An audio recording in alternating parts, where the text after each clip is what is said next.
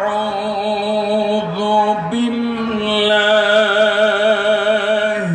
من الشيطان الرجيم. بسم الله الرحمن الرحيم.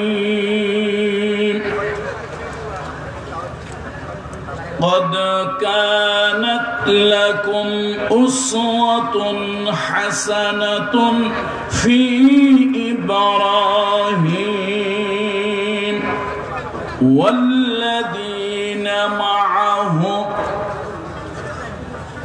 وقال الله تعالى في آيات أخرى لقد كان لكم في رسول الله أسوة حسنة. وقال الله تعالى في شان حبيبه آمرا ومخبرا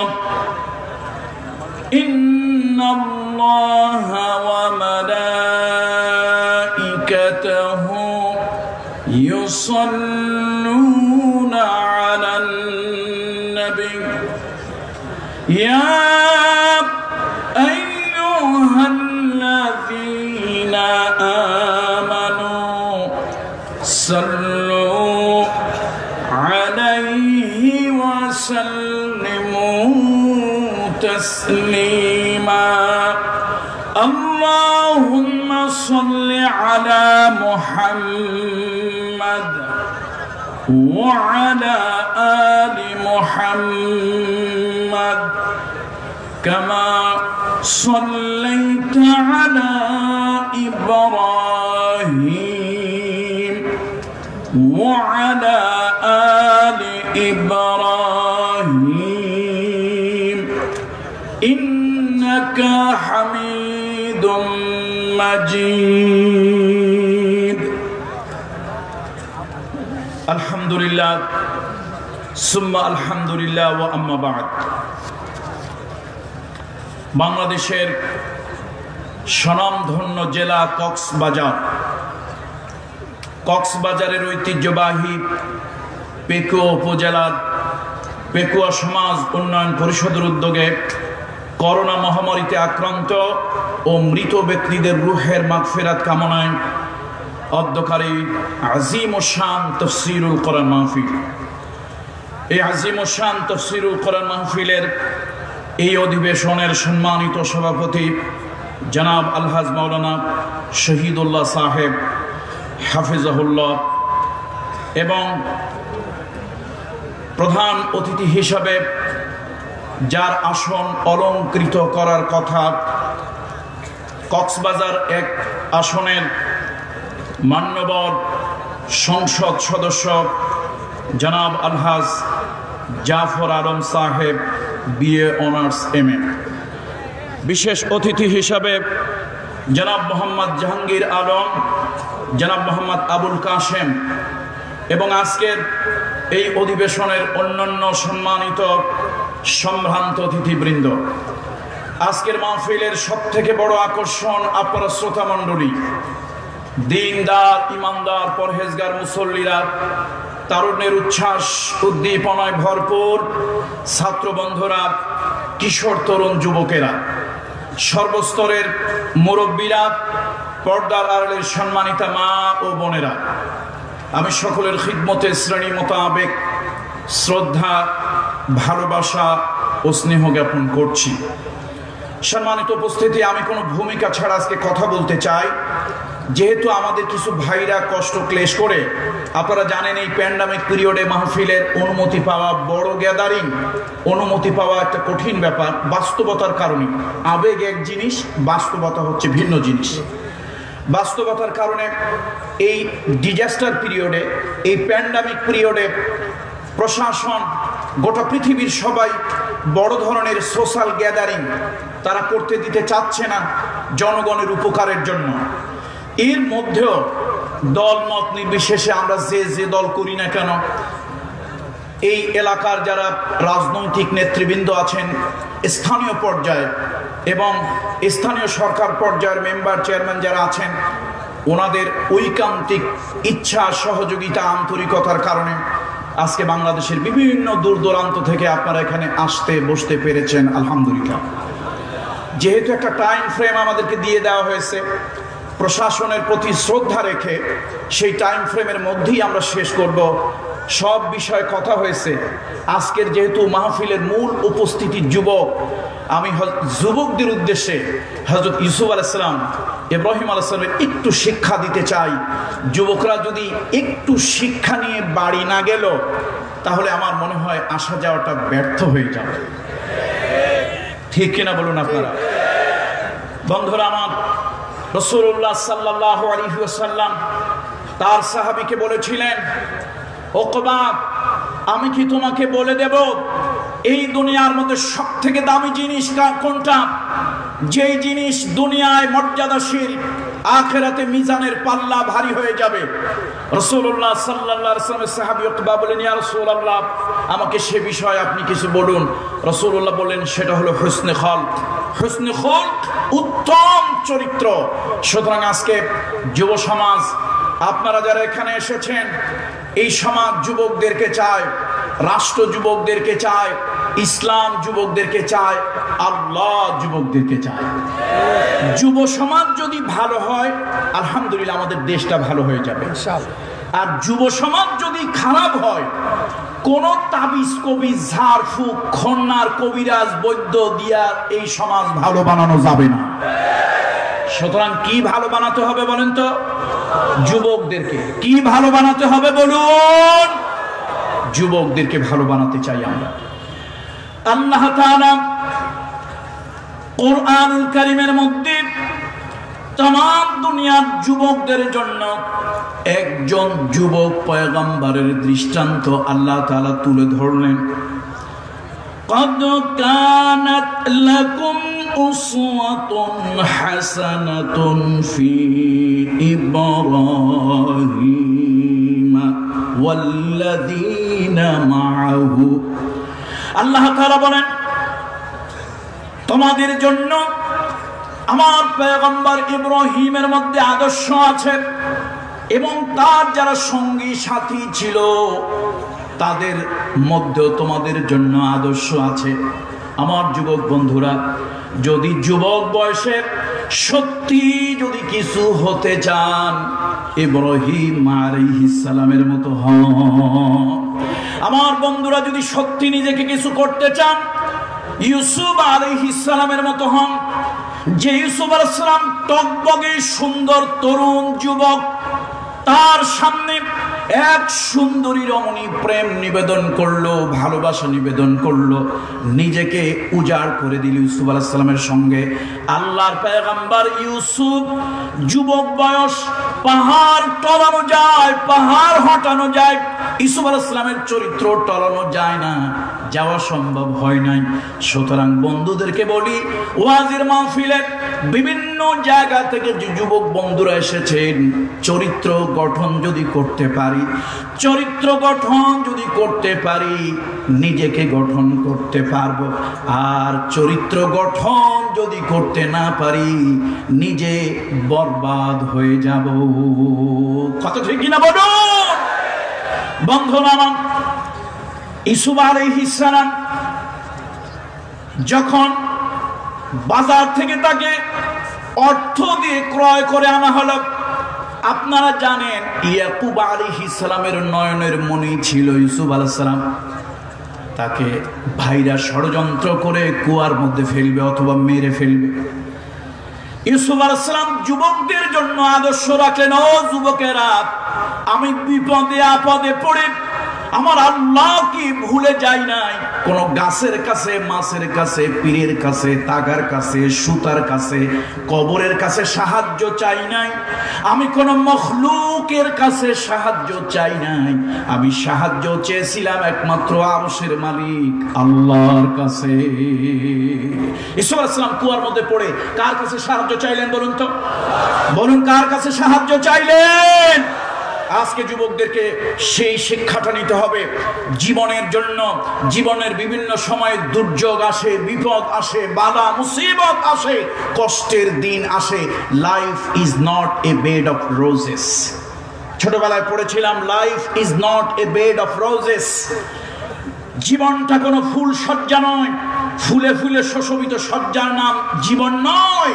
ঘাত প্রতিঘাত, চড়াই উত্তরায়ের নাম জীবন। সুতরাং জীবনের এইরকম বিপদ আপদ বালা মুসিবত যদি আসে, ইউসুফ আলাইহিস সালাম শিক্ষা দিল, সর্বপ্রথম তাওয়াক্কুল কার উপরে হবে? আস্থা কার উপরে হবে?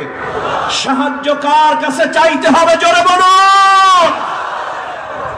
কোন ব্যক্তির কাছে তিনি সাহায্য চান না, কোন ফকির দরবেশের কাছে কি তিনি সাহায্য চান নাই? সাহায্যের যদি প্রয়োজন হতো এবং প্রয়োজন হয়েছিল, তিনি তার পরদাদা ইব্রাহিম আলাইহিস সালামের কাছে সাহায্য চাইতে পারতেন। আমার পরদাদা ইব্রাহিম খলিলুল্লাহ কোথায় আছেন, আপনি আমাকে সাহায্য করুন।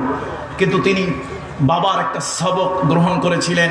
ইয়াকুব আলাইহিস সালাম তার সন্তানদের সাথে যখন ইউসুফ আলাইহিস সালামকে দেন, ইউসুফ আলাইহিস সালাম ছোট মানুষ, যেতে চায়, ভাইরাও নিতে চায়, ইয়াকুব আলাইহিস সালাম দিতে চান না।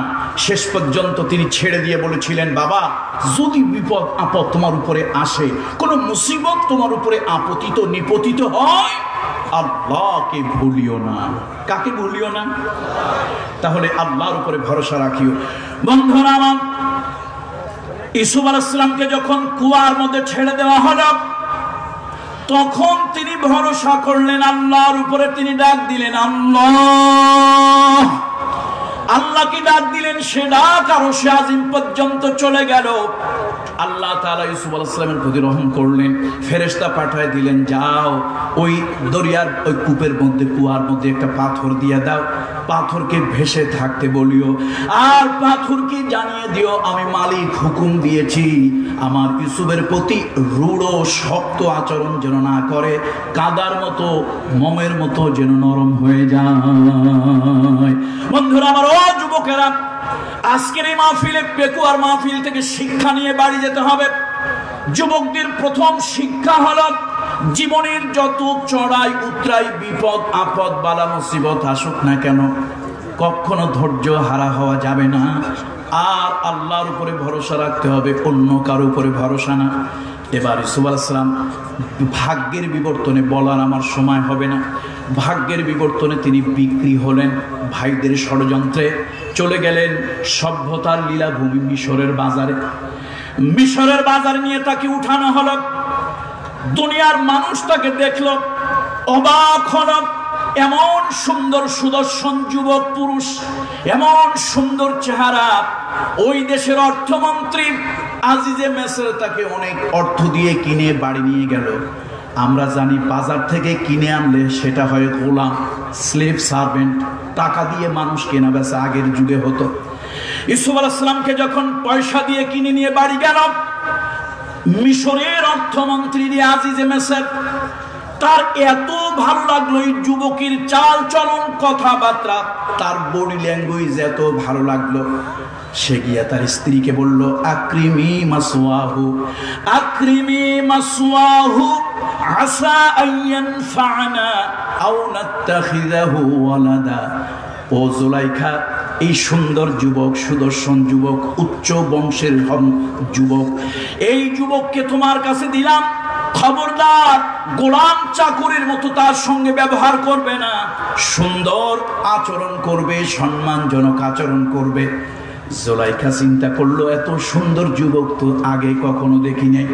এমন সুন্দর চেহারাওয়ালা যুবক, পূর্ণিমার চাঁদের মধ্যে কলঙ্ক আছে, কালো দাগ আছে, এই যুবকের মধ্যে কোনো কলঙ্ক নাই। এত সুন্দর করে আল্লাহ তাআলা তাকে বানিয়েছেন। জুলাইখার মতো একজন সুন্দরী যুবতী নারী পরকীয়ায় লিপ্ত হলো। ইউসুফ আলাইহিস সালামের প্রতি প্রেম নিবেদন করলো, কিন্তু আল্লাহ তাআলা তাকে এত সৎ চরিত্রের বানালেন, এত উন্নত চরিত্রের বানালেন, হুসনে খুলক আল্লাহ তাআলা তাকে দিলেন। পাহাড় টলানো যায়, পাহাড় টলানো যায়। এই যুবক নিজের চরিত্রের উপরে এত দৃঢ় মজবুত, তাকে একটু টলানো গেল না। সুবহানাল্লাহ। তাহলে যুবকেরা, আজকে সমাজে এই যুবক পরকীয়ায় লিপ্ত আছে কি নাই? আছে কি নাই? ইফটিজিং হয়। ইফটিজিং কারা করে? আকাশ থেকে ফেরেশতা এসে ইফটিজিং করে নাকি? কারা করে? এই সমাজের লোকেরাই তো করে। সুতরাং এই সমাজের লোকগুলো যদি ভালো হয়ে যায়, তাহলে সমাজে ইফটিজিং আর হবে না, ইফটিজিং কেউ করবে না। আসুন, যুবকদেরকে আগে পাল্টাতে হবে। আমরা যে জেহাদের ময়দানে যাব, ভালো যুবক না হইলে তো পিছন থেকে সব মুনাফিকদের মতো ভেগে চলে যাবে। এই জন্য যুবকদেরকে আগে গঠন করতে হবে। বিশ্বনবী 13টা বছর মক্কায় গঠন করেছে। যখন চরিত্রবান হয়েছে, আদর্শবান হয়েছে, বিশ্বনবী তাদেরকে নিয়ে বাতিলের বিরুদ্ধে লাফিয়ে পড়েছে। মাত্র 313 জন 1000 জনকে কাবু করে ছেড়ে দিয়েছে। ঠিক কিনা জোরে বলুন? যুবকদেরকে কি হতে হবে? যুবকদের কি হতে হবে? জোরে বলুন, কি হতে হবে? চরিত্রবান হতে হবে। কি হতে হবে? ওই যে ইংরেজিতে একটা কথা আছে না, when your character কি মানি, when your money is lost, your something is lost. কেউ কয় nothing is lost. When your health is lost, your something is lost. When your character is lost, your everything is lost. সুতরাং চরিত্র যদি আমরা হারিয়ে ফেলি, সব হারিয়ে ফেলবো। চরিত্রের থেকে দামি সম্পদ, চরিত্রের থেকে মূল্যবান সম্পদ আর কিছুই হতে পারে না। বন্ধুরা আমার, মিশরের যত ধনাঢ্য সুন্দরী নারী, মিশরের যত এলিট শ্রেণীর নারী আছে, সব নারীরা ইউসুফ আলাইহিস সালামকে দেখে অবাক হয়ে গেল। বলল, মা হাদা বাশারান, এই লোকটা তো কোনো মানুষ নয়, এমন সুন্দর চেহারা কোনো লোক মানুষ হতে পারে না। মালাকুন কারীম, নিশ্চয় কোনো সম্মানী ফেরেশতা হবে। হযরত ইউসুফ আলাইহিস সালাম জুলাইখার ট্যাপে পড়ে গেলেন, ষড়যন্ত্রে পড়ে গেলেন। সে এক লম্বা চূড়া কথা। ওই ষড়যন্ত্রের কারণে তিনি জেলখানার মধ্যে গেলেন। জেলের মধ্যে 2 জন যুবক স্বপ্ন দেখলো। স্বপ্ন দেখে মনটা উতাল পাতাল করতে লাগলো। কি স্বপ্ন দেখলাম? আরেকজন বলল, নিশ্চয় স্বপ্নের মধ্যে কিছু ব্যাখ্যা, তাবিল, বিশ্লেষণ আছে। চলো আমরা ভালো একজন মানুষ খুঁজি, যেই মানুষটার কাছে স্বপ্নের কথা বলতে পারবো। আমি বলি না, আল্লাহর কোরআন সাক্ষী। আল্লাহর কোরআন বলে ওরা অনেক খোঁজাখুঁজি করলো। জেলখানার মধ্যে একজন ভালো মানুষ তারা পেল। সেই লোকটাকে গিয়ে বলল, ইন্না নারাকা মিনাল মুহসিনিন। আল্লাহু আকবার। কোরআন সাক্ষী দিচ্ছে, কোরআন বলছে এত মানুষ জেলের ভিতরে, চোর, ডাকাত, আসামি, তারপরে কয়েদি, বিভিন্ন ধরনের মানুষ। 2 জন যুবক খুঁজে খুঁজে খুঁটে খুঁটে একজনের কাছে গিয়েছে, বলছে, ইন্না নারাকা মিনাল মুহসিনিন। এই যুবক, তুমি ইউসুফ, আমরা এই জেলের মধ্যে যত মানুষ আছে সব থেকে তোমাকে আমরা আলাদা দেখতে পাচ্ছি। তোমার চাল, তোমার চলন, তোমার কথা, তোমার বার্তা, তোমার আচার, তোমার আচরণ অন্যের তুলনায় সম্পূর্ণ ব্যতিক্রম ধর্মী। ইন্না নারাকা মিনাল মুহসিনিন, আমরা তোমাকে একজন সজ্জন, একজন ভালো মানুষ, একজন সৎকর্ম পরায়ণ মানুষ, একজন সৎ চরিত্রবান মানুষ হিসেবে তোমাকে পাচ্ছি। তুমি আমাদের এই কাজটা একটু করে দাও। আমরা একটু স্বপ্নে দেখেছিলাম মানসিক যন্ত্রণায় আছি। কি স্বপ্নে দেখলাম? আমি দেখতে পাচ্ছিলাম স্বপ্নের মধ্যে আঙ্গুর চিপড়াইয়া জুস করতেছি, রস বানাচ্ছি। আর আরেকজন বলল, আমি স্বপ্নে দেখতেছিলাম মাথার মধ্যে খাবার নিয়ে, রুটি নিয়ে যাচ্ছি, আর সেখান থেকে কাক বা চিলে খুঁড়ে খুঁড়ে রুটি খাচ্ছে। কিন্তু স্বপ্ন তো হাজার হাজার স্বপ্ন দেখলাম, কোনো স্বপ্ন হৃদয়ের মধ্যে দাগ কাটলো না। এই 2টা স্বপ্ন আমাদের দিলকে কুড়ে কুড়ে খাচ্ছে। আমার কাছে মনে হচ্ছে, এই যুবক, আমাদের কাছে মনে হচ্ছে তোমার চাল চলন ওঠা বসা দেখে যুবক তুমি অন্য যুবকের মতো নও। আমাদের এই স্বপ্নর সঠিক ব্যাখ্যা তুমি বলে দিতে পারবে। বন্ধুরা আমার, হযরত ইউসুফ আলাইহিস সালাম তার যুব বয়সে তিনি আকৃষ্ট করেছিলেন সকলকে। ও যুবকেরা, আজকে আমার সামনে হাজার হাজার যুবক আমি দেখতে পাচ্ছি। মুরব্বীরাও আছেন, তবে যেন আজকের এই জনতার সমুদ্রে যুবকদেরই জয় জয়কার। কথা ঠিক কিনা বলেন? সুতরাং এই যুবকগুলি যদি ভালো হয়, চরিত্রবান হয়, বাবা না ইয়াবা কি যেন একটা আছে না, ইয়াবা, এটা কি বুড়া মানুষে বেশি খায় না যুবকরা বেশি খায়? কারা খায়? কথা কন না কেন? এই যুবকরা যদি এগুলো বাদ দেয় খাওয়া, সমাজ ভালো হবে না খারাপ হবে?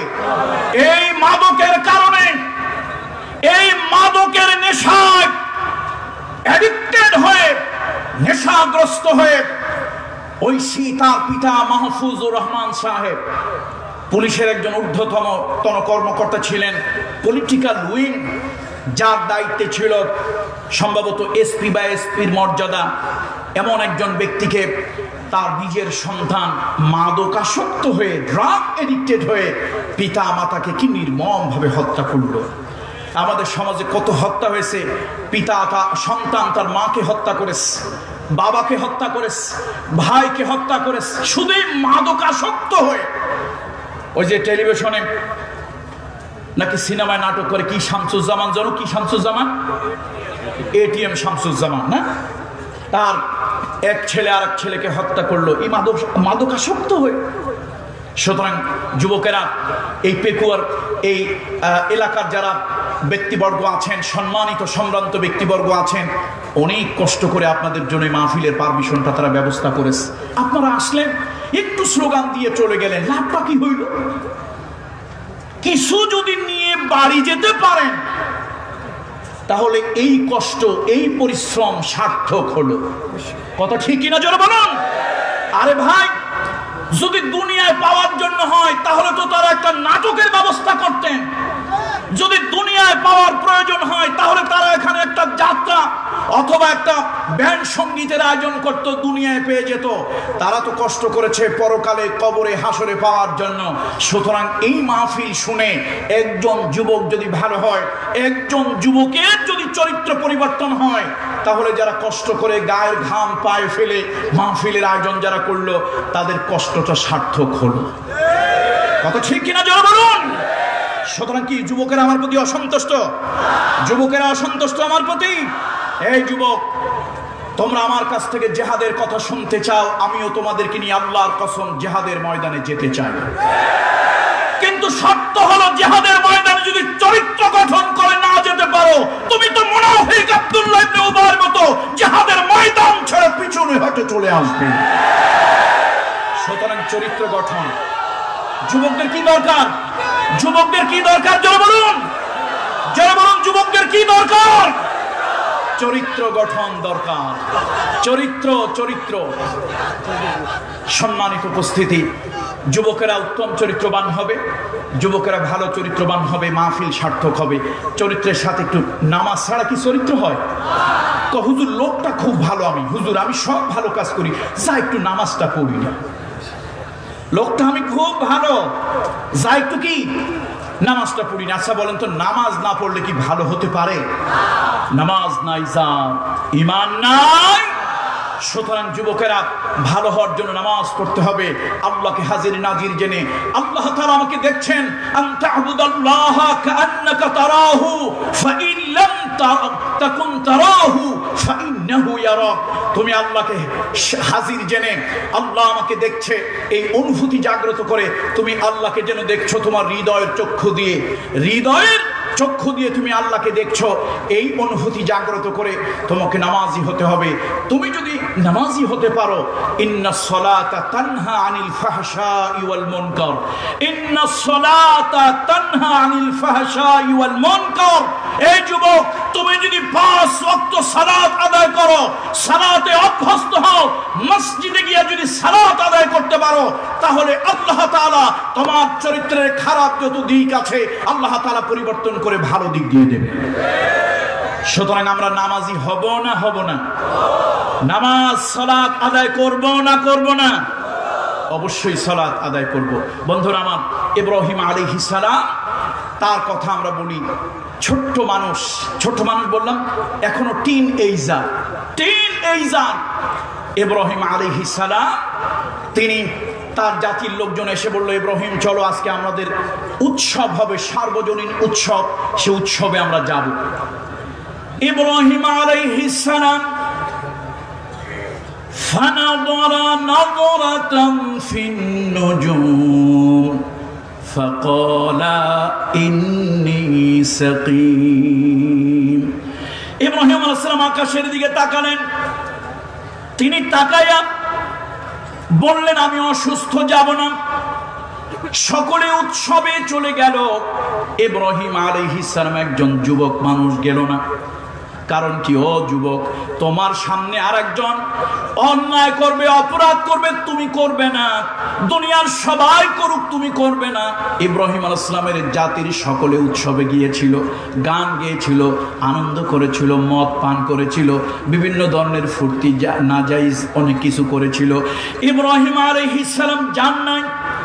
গোটা জাতি যে কাজে গেল তিনি গেলেন না, একদিকে রইলেন। তার কারণ হলো ইব্রাহিম আলাইহিস সালামের মধ্যে আদর্শ ছিল পরকালীন জীবনের চিন্তা চেতনার আদর্শ।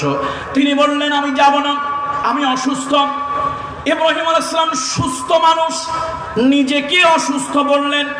আমাদের কাছে মনে হচ্ছে তিনি অসত্য কথা বললেন, অথচ আল্লাহ তাআলা তার ব্যাপারে বললেন, ইন্নাহু কানা সিদ্দীকান নাবিয়্যা। আমি আল্লাহ তাআলা সাক্ষ্য প্রদান করছি, আমার ইব্রাহিম খলিল সত্যবাদী নবী। আমার ইব্রাহিম সুস্থ অবস্থায়, তিনি বললেন অসুস্থ। তোমাদের কাছে মনে হতে পারে আমার খলিলুল্লাহ অসত্য কথা বলেছেন, আমার খলিলুল্লাহ সঠিক কথা বলেননি মনে হতে পারে। আমি আরশের মালিক সাক্ষ্য প্রদান করছি, তিনি সত্যবাদী, সত্য কথা বলেছেন। নবীরা হলেন জাতির অভিভাবক, নবীরা হলেন জাতির অভিভাবক। ওরাসাতুল আম্বিয়া, আলেম ওলামারা হলো জাতির অভিভাবক। জাতি যদি শিরকের ভিতরে, বেদাতের ভিতরে, কুফরের ভিতরে যদি নিমজ্জিত হয়ে যায়, ওই জাতির অভিভাবক পয়গম্বর, ওই জাতির অভিভাবক আলেম ওলামা কখনো মানসিকভাবে সুস্থ থাকতে পারেন না। কত ঠিক কিনা যারা বলুন? যে সমাজে শিরক চলবে, বেদাত চলবে, আর ওই সমাজের আলেমরা যদি নাকের ভিতরে তেল দিয়ে ঘুমায়, বুঝতে হবে মানসিকভাবে আলেমরা অসুস্থ। পাগলের মাথা খারাপ হয়েছে। এই জন্য সমাজ নিয়ে যুবকেরা চিন্তা করবে। সমাজ নিয়ে কারা চিন্তা করবে? যুবকেরা চিন্তা করবে। তবে খারাপ চিন্তা না, জ্বালাও পোড়ার চিন্তা না, আগুন লাগানোর চিন্তা না, ভাঙচুরের চিন্তা না, সমাজ গঠনের চিন্তা। কি বলুন, কোন চিন্তা? বলুন কোন চিন্তা? সমাজ গঠনের চিন্তা। ইব্রাহিম আলাইহিস সালাতু ওয়াস সালাম তিনি যে ঘটনা ঘটিয়েছিলেন, নমরুদ যখন দেবালয় উপাসনালয় এসে যখন দেখলো, নমরুদ প্রথমে সে ইনভেস্টিগেশন করলো, এই দেবালয় যত দামি দামি অর্নামেন্টস, এই দেবালয় যত দামি দামি অলংকার আছে, সেগুলি গেল কই? দেখলো একটা অলংকার তাদের দেবালয়, সব মানুষ উৎসবে গিয়েছিল, দেবালয় উপাসনালয় খালি ছিল। আজকে আমাদের মসজিদের ভিতরে একটা সেরা স্যান্ডেল থাকে না, তাও লোকেরা চুরি করে নিয়ে যায়। আর দেবালয়ের ভিতরে হাজারো অর্নামেন্টস কেউ ধরলো না। নমরুদের মাথার মধ্যে ঢুকলো, এই দেবালয় উপাসনালয় যে লোকটা ঢুকেছিল সে কোনো চোর ডাকাত নয়। আপনারা কি শুনতে পাচ্ছেন আমার কথা? কিভাবে ভাবলো, কিভাবে বুঝলো চোর ডাকাত নয়? নমরুদ তার চিন্তা দিয়ে সে এইটা ভাবলো, বা তার জেহেন দিয়ে, তার দিমাগ দিয়ে এই ভাবনা চিন্তা তার মধ্যে আসলো যে এর মধ্যে আমরা সবাই উৎসবে, জাতির সব লোকজন উৎসবে মেলায় চলে গিয়েছে, যেই লোকটা ঢুকেছে দেবালয়ে উপাসনালয়ে, সে যদি চোর ডাকাত হতো, তাহলে এই সুযোগে, এই গোল্ডেন চান্স, এই অপরচুনিটি পেয়ে সে সব অলংকার, দামি অলংকার চুরি করে বস্তায় ভরে নিয়ে যেত। একটাও খোয়া যায়নি, একটাও নেয় নাই। এবার নমরুদের চোখ পড়লো খাবার দিকে।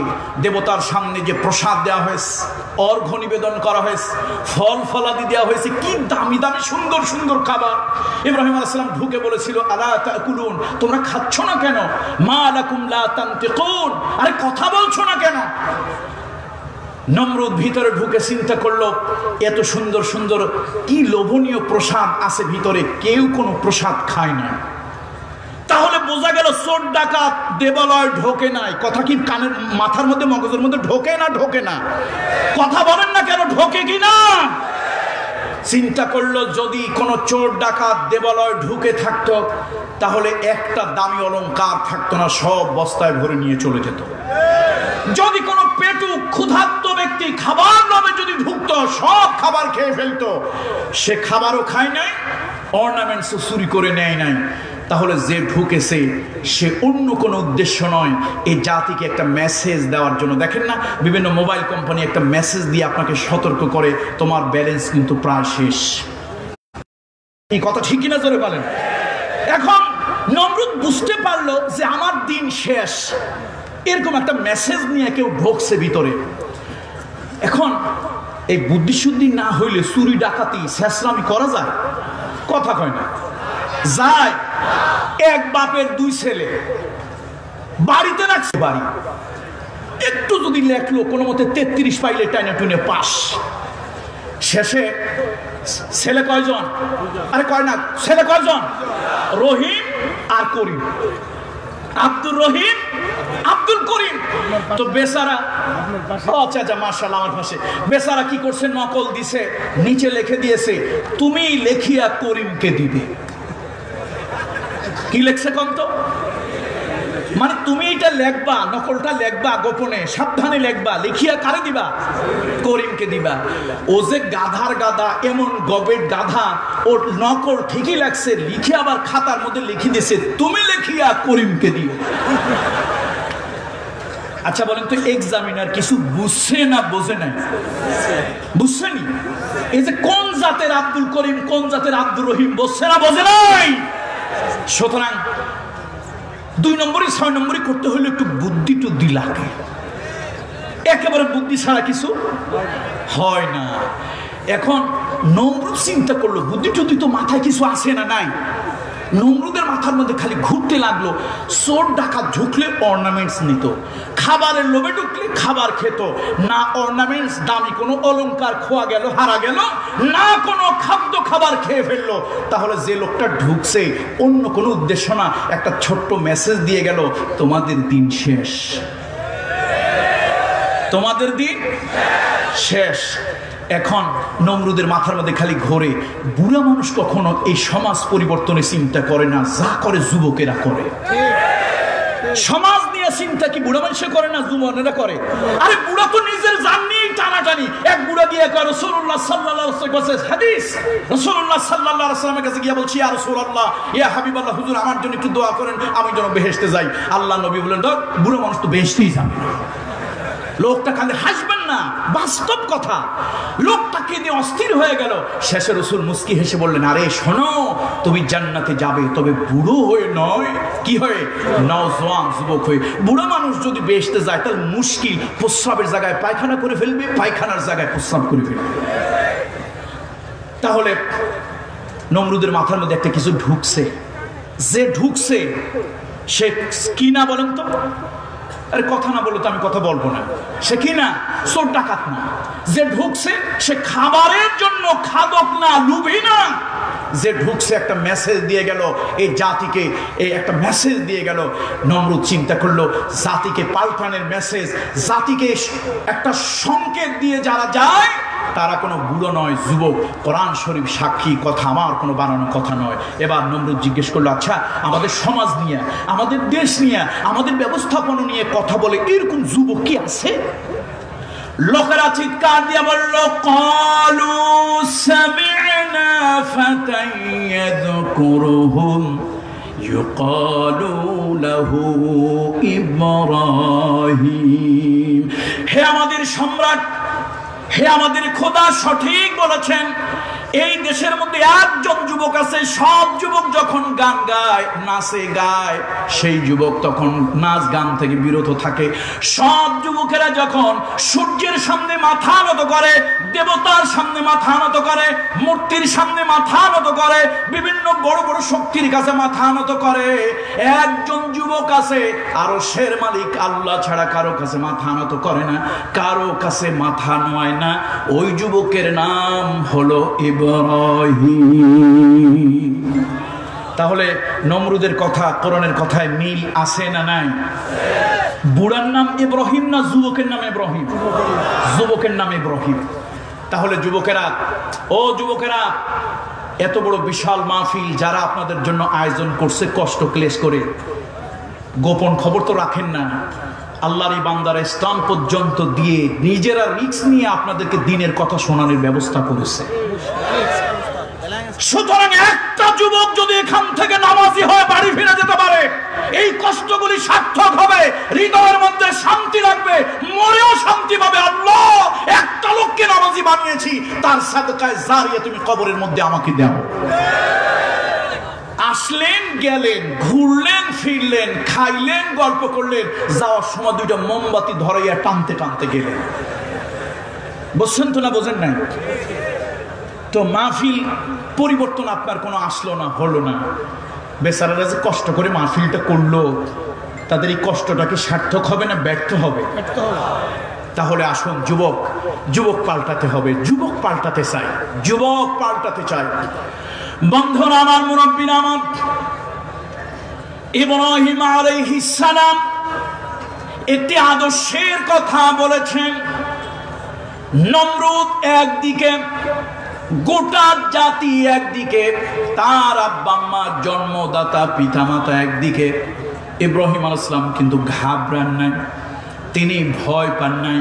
সত্যের উপরে অবিচল থাকো ও যুবক, সত্যের উপরে অবিচল থাকো। তোমার মালিকের প্রতি তুমি মালিকের গোলামি, ইবাদত বন্দেগী করো। দুনিয়া একদিকে যাবে, তুমি একদিকে থাকবে, কোনো পরোয়া নাই, কোনো ভয় নাই। কথা ঠিক কিনা বলুন বন্ধুরা আমার? এই যুবকেরা দিনের জন্য অনেক কোরবানি করেছে। হযরত সাদ রাদিয়াল্লাহু তাআলা আনহু একজন কালো মানুষ। এই সাদের কথা অনেকবার আপনাদেরকে আমি শুনিয়েছি। একজন যুবক কালো মানুষ, কেউ তার কাছে মেয়ে বিবাহ দেয় না। বিশ্বনবী বলেছেন, বিবাহের দ্বারা ঈমান পরিপূর্ণ হয়।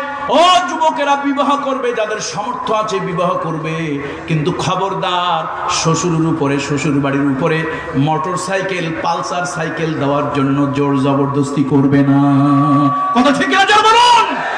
অবশ্য কক্সবাজারের পেকুয়াতে যৌতুকের জন্য কোনো ঝামেলা ছেলেরা করে না। আপনারা ভালো করে নাকি? শোনেন, ফতোয়া দিয়ে দিচ্ছি, শোনেন। মেয়ের বাপ যারা আছেন বলবেন এটা কামরুল ইসলাম সাইদ আনসারীর ফতোয়া। যেই ছেলের বাপ এবং যেই ছেলে যৌতুক চাইবে, যৌতুক ছাড়া বিবাহ রাজি না, তাকে যৌতুক দেবেন, তবে সাথে একটা ঝাড়ু, একটা জুতা আর ভাঙা একটা থালা দিয়ে দেবেন। কি দিয়ে দেবেন বলেন তো? কথা কয় না। কি দিয়ে দিবেন? ভাঙা থালা কেন বেটা? তুই এত ফকিরের সন্তান, একটা পালসার মোটর সাইকেলের জন্য মেয়ের বাপের গলার উপরে পাড়া দিয়ে জোর করে আদায় করতে চাস? 16 বছর, 18 বছর, 19-20 বছর যেই বাবা একটা মেয়েকে পালছে, বাবার কাছে মেয়ে হলো কলিজার টুকরা। দুনিয়ার সব থেকে সুন্দর লাগে বাবার চোখে নিজের কন্যাকে। কথা ঠিক কিনা বলেন তো? নিজের কন্যাটা যেমনই হোক, বাপের চোখে কন্যাকে মনে হয় যেন সব থেকে সুন্দরী। ও ছেলেরা, বিয়ে করতে যাও, তুমি ওই বাপের কান্না দেখো নাই, ওই মায়ের কান্না শোনো নাই। 16 বছর, 18 বছর হৃদয় দিয়ে লালন পালন করলো একটা মেয়েকে, আজকে তোমার হাতে সেই কলিজার টুকরাটাকে তুলে দিচ্ছে। আর তুমি এত বড় ছোট লোক যে একটা পালসার মোটর সাইকেলের জন্য ওই বাপের পকেট কাটতেছো। এই জন্য ভাঙা থালা দিতে বললাম কেন? পেকুয়ার চৌরাস্তা আসেনি? এই চৌরাস্তার মোড়ে ওই ছেলে আর ছেলের বাপ ওই ভাঙা বাসন নিয়ে বলবে, আল্লাহ দে মাওলা দে, আল্লাহ দে মাওলা দে। লোকেরা বলবে, ভাই কি চাও? বলে একটা পালসার মোটর সাইকেল কিনবো ভাই, 2 টাকা আল্লাহ রাস্তে ভিক্ষা দেন। তাহলে মেয়ের বাপেরও ঝামেলা হইল না, আর যৌতুকটাও হয়ে গেল। কি বলেন, সম্ভব না? মাসখানি করলে বোধহয় হয়ে যেতে পারে। কি বলেন, মাসখানি করলে মনে হয় হয়ে যেতে পারে। এই যুবকেরা, যৌতুক নিয়ে বিয়ে করবেন নাকি? যৌতুক নিয়ে বিয়ে করবেন? কারা করবেন না হাত উঁচু করে দেখান। লিল্লাহে তাকবীর। আরে বিবাহিত লোকেরা হাত তুললো কেন? এই শোনেন, বিবাহিত লোকেরা হাত তোলার একটা উদ্দেশ্য আছে, আবার আর একটা বিবাহ করতে চায়। সর্বনাশ, সর্বনাশ। আজকে বাড়ি যাওয়ার পরে ভাবি সাহেবারা আমাদের উপরে খুব ক্ষিপ্ত হবে, বলবে আগামী বছর আর মাহফিলের দরকার নাই, আগামী বছর মাহফিলের দরকার নাই। আনসারী সাহেব একটা ভেজাল লাগাই দিয়ে গেছে, আরেকটা বিয়ে করার জন্য তোমাকে উৎসাহিত করেছে। সর্বনাশ হয়ে যাবে না বলে? সুতরাং আমরা কোনো সর্বনাশ চাই না। যারা বিবাহ করেন নাই, যৌতুক নিয়ে যারা বিয়ে করতে চান, মেয়ের বাপকে মানসিক কষ্ট যারা দেন, তাদের জন্য একটা ভাঙা থালার ব্যবস্থা করবেন, যাতে করে চৌরাস্তার মোড়ে গিয়ে তারা কিছু ভিক্ষা টিক্কা করে অন্তত একটা সাইকেল, মোটরসাইকেলের একটু ব্যবস্থা তারা করে নিতে পারে। বন্ধুরা আমার, মুরব্বীরা আমার, আল্লাহর নবীর সাহাবী, তরুণ যুবক সাহাবী, ও যুবকেরা কান খুলে শোনো, রাসূলুল্লাহ কলিজার টুকরা সাহাবী সাদ আল আসাদ, মানুষটা হলো কালো। বিশ্বনবী বলেছেন, রাহমাতুল লিল আলামিন বলেছেন, বিবাহের দ্বারা ঈমান পরিপূর্ণ হয়, ঈমান শক্তপোক্ত হয়। সাদ আল আসাদ চেষ্টা করলো, কোনোভাবে সাদ আল আসাদ বিবাহ করতে পারলো না, কেউ তাকে কন্যা দিল না। একদিন রাসূলুল্লাহর দরবারে, রাহমাতুল লিল আলামিনের দরবারে সে কাঁদতে লাগলো, ইয়া রাসূলুল্লাহ, ইয়া হাবিবাল্লাহ, হুজুর আমাকে কেউ কন্যা দেয় না, কালো বলে, আমি কালো যুবক বলে আমাকে কেউ কন্যা দেয় না। ইয়া রাসূলুল্লাহ, আমার একটা বিবাহের ব্যবস্থা আপনি করে দেন, যাতে করে আমার ঈমানটা পরিপূর্ণ হয়। আল্লাহ নবী বলে দিলেন, যাও এই মদিনার সব থেকে সুন্দরী নারী ইবনে ওয়াহাবের কন্যা, তার কাছে গিয়ে প্রস্তাব দাও, আমি বিশ্বনবী তোমার জন্য এই সুন্দরী কন্যার বিবাহের প্রস্তাব দিচ্ছি। সাদ আল আসাদ কালো মানুষ, ও যুবকেরা কান খুলে শোনো, সাদ আল আসাদ কালো মানুষ, গরিব মানুষ, মদিনার একজন সম্ভ্রান্ত ব্যক্তি ইবনে ওয়াহাব তার কাছে চলে গেল, গিয়া বলল, আপনার ঘরে একটা সুন্দরী কন্যা আছে, রাহমাতুল লিল আলামিন, দো জাহানের সর্দার নবী মুহাম্মদুর রাসূলুল্লাহ সাল্লাল্লাহু আলাইহি ওয়াসাল্লাম আপনার কন্যার জন্য আমাকে বিবাহের প্রস্তাব দিয়েছেন। ইবনে ওয়াহাব ক্ষিপ্ত হলো, কত বড় সাহস তোমার দিলের মধ্যে, কত বড় সাহস, তোমার মতো একজন গরিব মানুষ যার কোনো ঠিকানা নাই, পরিচয় নাই, তোমার মতো গরিব মানুষ আমার কন্যা বিবাহের কেন প্রস্তাব দিচ্ছ? তাকে নাজেহাল করলো, অসম্মান করলো, অপমান করে ছেড়ে দিল। বন্ধুরা আমার, যখন ইবনে হযরত সাদ আল আসাদ যখন মনের কষ্ট নিয়ে, দিলের ব্যথা নিয়ে যখন বাড়ি ফিরে যাচ্ছিল, এমন সময় পর্দার আড়াল থেকে একটা সুন্দর কণ্ঠ ভেসে উঠল, বলল, হে আব্বাজান, আমি এই মদিনার সুন্দরী রমণী সবাই জানেন, কিন্তু যেই ছেলেটা প্রস্তাব নিয়ে আসছে সে গরিব মানুষ, কালো মানুষ, আব্বা তাকে ঘৃণা করবেন না, তুচ্ছ করবেন না, রাহমাতুল লিল আলামিন বিবাহের প্রস্তাব পাঠিয়েছে। আমি জানি এই ছেলে আমার উপযুক্ত নয়, তারপরও রহমতের নবী প্রস্তাব পাঠিয়েছে, আল্লাহর হাবিব প্রস্তাব পাঠিয়েছে। যদি রাসূলুল্লাহ বেজার হয়ে যায়, নবীজি যদি অসন্তুষ্ট হয়ে যায়, হয়তো আল্লাহ তাআলা আমার প্রতি অসন্তুষ্ট হয়ে যাবে। আব্বা জান, এই বিবাহে আপনি রাজি হন, আমিও রাজি। রাহমাতুল লিল আলামিনের সম্মান রেখে আমরা এই বিবাহের প্রস্তাবে রাজি। সাদ আল আসাদ খুশি হয়ে গেল। রাসূলুল্লাহর কাছে ওই পর্দার আড়াল থেকে নারী বলল, হে যুবক, গিয়া রাসূলুল্লাহর কাছে বলেন, আল্লাহর নবী তিনি যেন মোহর নির্ধারণ করেন, আল্লাহর নবী যেন বিবাহের ব্যবস্থা যেন করে দেন। সাদ আল আসাদ গরিব মানুষ, এতদিন চেষ্টা করেছে, কেউ তাকে মেয়ে দেয় নাই, গরিব বলে, চামড়াটা কালো বলে কেউ তাকে মেয়ে দেয় নাই। আজকে তার স্বপ্ন পূর্ণ হবে, তার মতো একজন কালো মানুষ তার ঘরে আসবে, মদিনার সব থেকে একজন সুন্দরী নারী। রাসূলুল্লাহর কাছে গিয়ে আনন্দে আত্মহারা, ইয়া রাসূলুল্লাহ, পিতা অস্বীকার করেছিল, আমার উপরে রাগ করেছিল, কিন্তু কন্যা রাজি হয়েছে, আপনাকে বিবাহের ব্যবস্থা করতে বলেছে, দেনমোহর নির্ধারণ করার জন্য আপনাকে বলেছে। রাসূলুল্লাহ বললেন, যাও 400 দিনার বা দিরহাম এই বিবাহের মোহর নির্ধারণ করলাম। সাদ আল আসাদ বলি, ইয়া রাসূলুল্লাহ, ইয়া হাবিবাল্লাহ, সর্বনাশ হয়ে গেছে ইয়া রাসূলুল্লাহ, আমি এত গরিব মানুষ, শুধু তো কালো না, আমি জন্মের মতো গরিব, আমি জীবনে কোনোদিন 40টা দিনার দিরহাম এক জায়গায় দেখি না। ইয়া রাসূলুল্লাহ, এত দিনার দিরহাম কোথা থেকে দেব? আল্লাহর নবী বললেন, যাও, সব ব্যবস্থা হয়ে যাবে। এই দুইজন সাহাবীর কাছে যাও, আমার পক্ষ থেকে সালাম দাও, আমি তোমার বিবাহের ব্যবস্থা করেছি, শুধু সালাম দাও। আমার দৃঢ় বিশ্বাস একটা ব্যবস্থা আল্লাহ তাআলা গায়েব থেকে করে দেবেন। দুইজন সাহাবীর কাছে চলে গেলেন, সাদ আল আসাদ, লম্বা চূড়া কথা। সাদ আল আসাদ দুইজনের কাছে গেলেন, জিজ্ঞেস করলো, কেন এলে? বলল, আমি যুবক মানুষ, বিবাহের দ্বারা ইমান তরতাজা হয়, ইমান পরিপূর্ণ হয়।